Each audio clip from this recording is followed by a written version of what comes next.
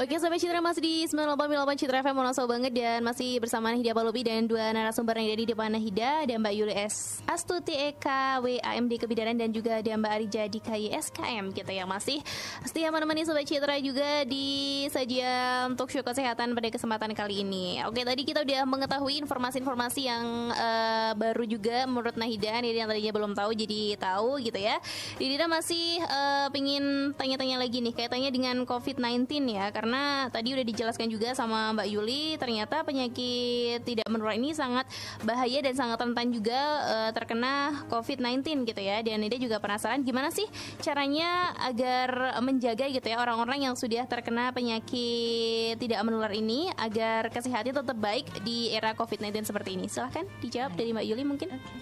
Iya, yang pertama itu ya tetap di rumah aja. Tetap di rumah aja.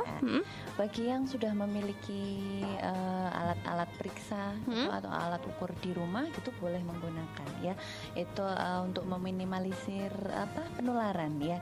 Jadi misalnya kalau yang hipertensi biasanya kan sudah punya alat itu ya. Sekarang kan ada tensi yang digital. Nah, jadi sudah kelihatan tensi. Biasanya kalau di masyarakat itu tensi bagian atas sama bawah ya. Itu kalau di medis itu ada istilah sistolik dan diastolik. Jadi kalau sistolik itu adalah yang atas, kalau diastolik itu yang bawah gitu. Jadi bisa digunakan. Kalau misalnya yang sudah lama menderita diabetes mellitus, mungkin juga bisa dengan memantau kondisi diri sendiri dengan cara mengecek kadar gula sendiri gitu kan. Sekarang juga banyak ya di alat-alat kesehatan itu tersedia juga yang pemeriksaan laboratorium yang sederhana yang menggunakan stick. Jadi diambil darahnya tuh nggak usah yang perlu disedot pakai jarum suntik yang besar, itu diambil 3 cc apa 5 cc, nggak usah, cukup diambil sedikit aja, kemudian diteteskan di alatnya. Itu nanti sudah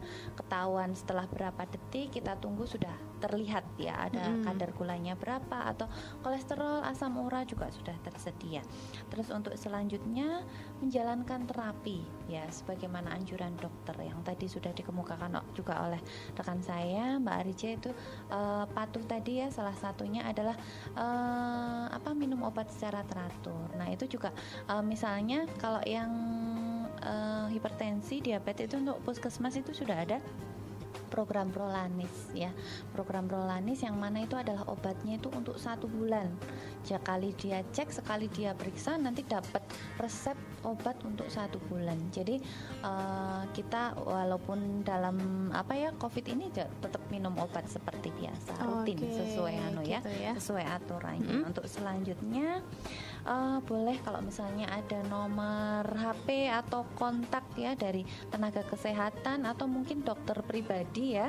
Nah itu bisa kalau misalnya sewaktu-waktu dia merasa boleh kontak. Biasanya kan kalau kemarin itu ya, dalam 3 bulan kemarin ya, pas pandemi, mungkin pas lagi panik-paniknya gitu ya, panik-paniknya itu kan memang sampai nggak ada yang berani keluar rumah. Nah itu kalau misalnya kondisi yang memang kita memang mengharuskan untuk periksa gitu boleh, tapi dengan temu janji atau mungkin kita janjian dulu dengan dokternya, tapi tetap memenuhi protokol COVID ya.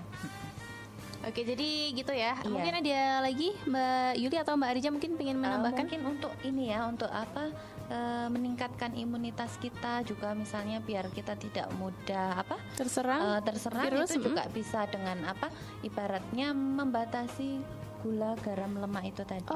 Ternyata dengan membatasi itu bisa meningkatkan itu juga ya. Jadi seperti ini ya, kalau gula, mengkonsumsi gula berlebihan sama mengkonsumsi garam berlebihan itu juga akan menurunkan imunitas tubuh. Jadi gula itu kan mengandung karbohidrat ya. Jadi karbohidrat itu ibaratnya gula itu turunan dari karbohidrat. Ya. Itu akan menghambat proses penyerapan vitamin C. yang mana bahwa vitamin C itu sangat dibutuhkan oleh tubuh dalam pandemi COVID ini, karena sifat dari vitamin C itu dia meningkatkan imunitas. Oke. Ya, terus yang paling penting lagi mungkin ya yang perlu diperhatikan kalau kita sudah merasa punya penyakit yang tidak menular, tentunya protokol COVID-nya jangan sampai terlewat. Iya, betul itu paling penting ya. Harus jaga jarak, pakai masker, rajin cuci tangan, itu lebih effortnya harus lebih daripada yang memang kita masih sehat gitu. Karena memang dia akan lebih memperparah gejala ya kalau sudah punya penyakit tidak menular gitu. Jadi memang jangan lupa deh protokol COVID-nya, kalau kemana-mana hindari juga kalau bisa bepergian yang jauh-jauh gitu ya, atau bertemu dengan orang banyak. Betul. Intinya gitu harus lebih waspada lagi gitu ya dibandingkan orang-orang yang masih sehat lainnya gitu. Tadi udah dijelaskan juga secara lengkap sama Mbak Yuli dan Mas Arija, Mbak Arija kok Mas ya. Udah dijelaskan juga bahwa ternyata bisa banget buat kamu-kamu yang mungkin udah memiliki penyakit tidak menular dengan cara meningkatkan sistem imun gitu ya, terus cek kesehatan dan lain sebagainya. Banyak banget kok sebenarnya hal-hal yang bisa kamu lakuin untuk mencegah biar nggak kena si COVID yang menyebalkan ini gitu ya. Oke, kalau buat pencegahannya, buat yang belum terkena, kan tadi kita udah ngebahas orang-orang yang udah terkena PTM nih. Kalau buat mungkin masih seusia Nahida yang mungkin ketika dicek ternyata belum ada penyakit tidak menular ini, dan cara mencegahnya biar nggak kena gimana sih gitu? Betul, jadi untuk penyakit tidak menular ini tidak cuma karena keturunan saja ya. Memang kayak hipertensi, kemudian diabetes mellitus, kalau dia ada keturunan dia lebih beresiko. Tapi ada juga banyak juga yang memang kita tidak ada keturunan tapi tetap kita terkena. Betul. Itu karena memang pertama karena pola perubahan gaya hidup ya. Zaman dulu bagaimana, zaman sekarang bagaimana, itu sudah berbeda ya. Mungkin perubahan gaya hidup yang aktivitas fisiknya kurang, kemudian makan makanannya yang udah sembarangan, itu juga akan meningkatkan walaupun kita tidak ada keturunan, kita bisa terkena gitu ya. Jadi untuk pencegahannya kita tetap harus ya, walaupun mungkin Mbak Naida terus kita ini sehat ya, tapi tetap harus mencegah. Caranya itu singkatan lagi nih Mbak Naida. Oke, siap. Suka yang singkatan-singkatan ya, biar ingat. Itu namanya adalah cerdik. Ya, cerdik PTM ya. Jadi di kita itu ada yang namanya cerdik. C-nya itu adalah singkatan dari cek kesehatan secara rutin. E-nya nyahkan asap rokok. R-nya rajin aktivitas fisik. D-nya diet yang seimbang. I-nya istirahat cukup. Dan K-nya yang terakhir itu kelola stres. Yang pertama mungkin agak aku jelasin dikit nih ya. Kalau untuk yang cek kesehatan tadi ya sudah dijelaskan, tinggi badan, berat badan, lingkar perut, kemudian cek gula darah, tensimeter, dan yang standar itu wajib kita lakukan gitu ya. Untuk yang sehat itu minimal 6 bulan sekali, kalau yang sakit minimal 1 bulan sekali. 1 bulan sekali ya, itu ya. Kemudian untuk E-nya nyahkan asap rokok. Jadi memang kita tidak hanya menghindari merokok tapi juga menghindari paparan asap rokok. Betul, lingkungan orang yang merokok gitu ya. Bagi kita yang sehat, ayolah kita hindari aja daripada nanti kedepannya kita tahu-tahu kena kanker ya, terus macam-macam yang lainnya. Kemudian R-nya adalah rajin aktivitas fisik, jangan malas-malas, masih muda, itu tiap hari. Ini kaum rebahan aku merasa tersindir mungkin ya. Benar. Jadi harus wajib paling tidak aktivitas fisik minimal 30 menit dalam sehari. Tidak harus olahraga, olahraga yang berat ya, misalkan kayak yoga, terus apa nih, nge-gym badminton itu olahraga berat. Tapi untuk aktivitas fisik dia lebih ringan ya. Jadi misalkan seperti kegiatan-kegiatan secara umum, misalkan bersih-bersih rumah ya, nyapu, ya itu sudah termasuk aktivitas fisik ya. Jadi 30 menit dalam sehari. Yang dinya diet seimbang tadi ya, kita setiap hari wajib harus ada karbohidratnya, kemudian lauk pauk, sayur, dan juga buah-buahan. Harus seimbang gitu ya. Harus seimbang. Tidak boleh setiap hari makannya hanya ikan asin dan sambal aja. Gitu ya. Atau Indomie aja nih buat anak kos ya. Mentang-mentang tanggal tua gitu. Benar, kenyang tapi dia tidak ada nutrisinya. Betul ya. Kemudian I-nya istirahat cukup, tidur minimal 8 jam dalam sehari. Itu kalau bisa ya kita usahakan tidurnya itu jangan sampai kurang, karena itu juga mempengaruhi daya tahan tubuh, kemudian juga akan memperberat kerja organ karena harusnya istirahat tapi dia harus bekerja terus ya setiap hari full, akhirnya akan menimbulkan penyakit-penyakit tadi itu ya, penyakit. Kemudian yang terakhir itu kelola stres. Mungkin yang bagi banyak yang punya utang gitu ya, tidak nggak usah terlalu dipikirkan. Santai aja gitu. Ya Orang karena punya ya jadi Santai. kalau utang itu kan dipikir sama nggak dipikir tetap ada Tetap ya. ada. Betul-betul. yang penting ngiur. Yang penting usaha gitu ya. Betul. Karena sekarang juga lagi tren banget overthinking di tengah malam hari gitu ya. Di sosial media mana-mana, aduh aku overthinking, aduh aku insomnia. Ternyata itu bukan sekedar tren tapi juga banyak dampak negatifnya Dampak juga negatif. gitu. Apalagi di musim corona ini ya, jadi memang kita diharuskan lebih banyak di rumah, nggak bisa refreshing kemana.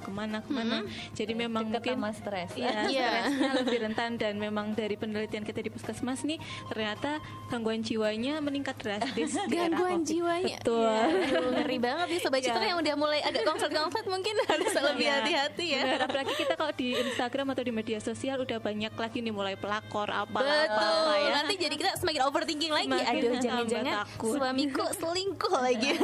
Ya jadi memang kita harus mengelola kalau Iya, misalkan emang kesulitan dan memang tidak tahan, jangan sampai ditahan, bisa dikonsultasikan saja. Betul. Kalau bisa mungkin ke tenaga kesehatan atau kalau memang sudah memang mengarah ke gangguan jiwa, akan biasanya kalau dari puskesmas akan dirujuk ke psikolog Aduh, ya, ngeri di banget rumah ya.